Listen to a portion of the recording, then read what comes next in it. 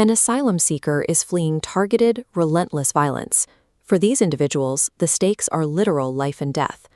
Douglas Humberto Urias Orellana and his family entered the United States in 2021 to escape El Salvador. They presented a specific, undisputed factual record. A local sicario, a hitman, had murdered two of Urias Orellana's half-brothers and was systematically issuing death threats against the rest of the family. During the initial removal proceedings, the immigration judge evaluated the evidence and found Urias Orellana's testimony credible, but the judge still ordered the family deported. The Board of Immigration Appeals agreed, determining that while the underlying facts were accepted, those specific threats and relocations did not meet the strict statutory definition of persecution under the Immigration and Nationality Act. In administrative law, taking an established set of facts and deciding whether they satisfy a statutory standard is known as a mixed question of law and fact. For the petitioners, the immediate consequence of how the agency answered this mixed question was the denial of their asylum applications and a final order of removal. The gap between surviving an assassin in El Salvador and surviving the U.S. immigration system comes down to mechanics. Specifically, it rests on the legal standard an appellate court is allowed to use when reviewing this exact type of mixed question. Urias Orellana appealed the agency's removal order directly to the Federal Circuit Court. This triggered a procedural dispute that has fractured the lower courts. When the underlying facts of a case are undisputed, what standard of review must a federal judge apply to the agency's conclusion that those facts do not equal persecution? Some courts chose de novo review, offering zero deference and evaluating the question from scratch.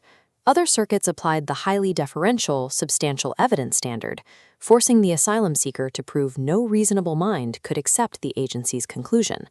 The Supreme Court granted certiorari in Urias Orellana v. Bondi to resolve this split and mandate a single uniform standard nationwide. Resolving this split dictates the balance of power within the immigration system. It decides whether federal judges possess the authority to freely second-guess agency conclusions, or if they are procedurally restricted from interfering. Justice Ketanji Brown Jackson authored the unanimous opinion for the court. Her analysis begins with the statute. Section 1252b4b of the Immigration and Nationality Act outlines the scope of review for removal orders. It explicitly states that administrative findings of fact are conclusive. Petitioners built their case on a literal reading, arguing the statute demands deference only for pure factual findings. They continued their logic. Deciding if those facts amount to the legal definition of persecution is a mixed question of law and fact. Therefore, it falls outside the strict textual protection of the statute. Because the statute is silent on how to handle mixed questions, the petitioners argued the court is required to default to de novo review. The Supreme Court unanimously rejected this interpretation. Reading the Immigration and Nationality Act strictly in a vacuum ignores the historical and legal context that Congress used to build the statute. To understand the text, the court shifted backward in time to 1992, focusing on the landmark immigration case INS v. Elias Zacharias. That case featured a nearly identical factual profile. A petitioner fled guerrilla conscription in Guatemala. His facts were undisputed, but the agency ruled those facts were insufficient to constitute persecution. In 1992, the Supreme Court defined the scope of appellate review for a persecution determination under the older statute. They established a strict rule. Reversing the agency requires evidence so overwhelming that no reasonable fact finder could fail to find the requisite fear of persecution. Functionally, this ruling took the mixed question of law and fact and placed it directly into the highly differential substantial evidence bucket.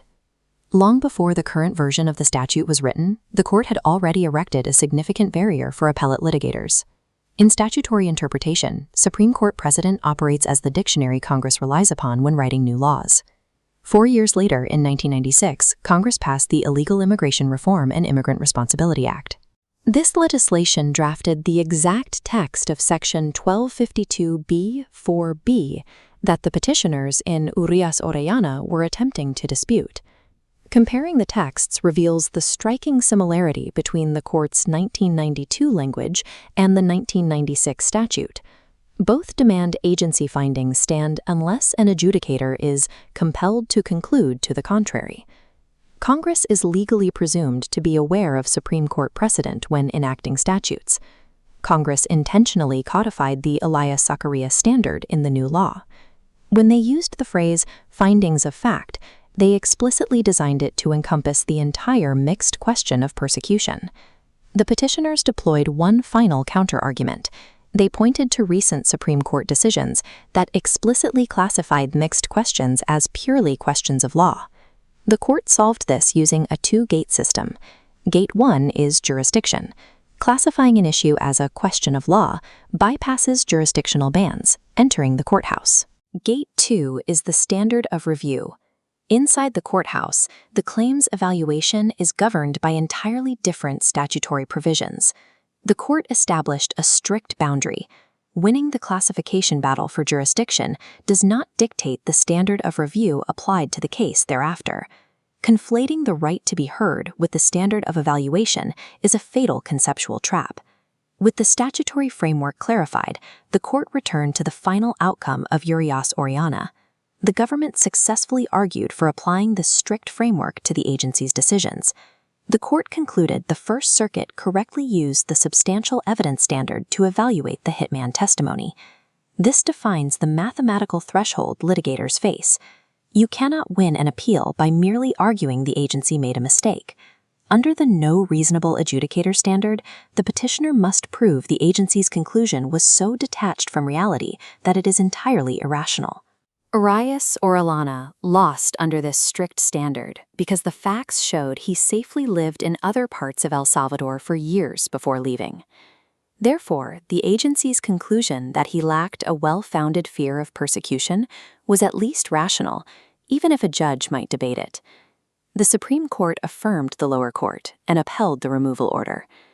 Zooming out, this ruling reshapes the power dynamics of the administrative state. The unanimous decision permanently walls off standard of review statutes from clever jurisdictional workarounds. Urias Orellana cements the current era of judicial deference in immigration law. It serves as a stark warning that once an agency interprets an undisputed set of facts, that decision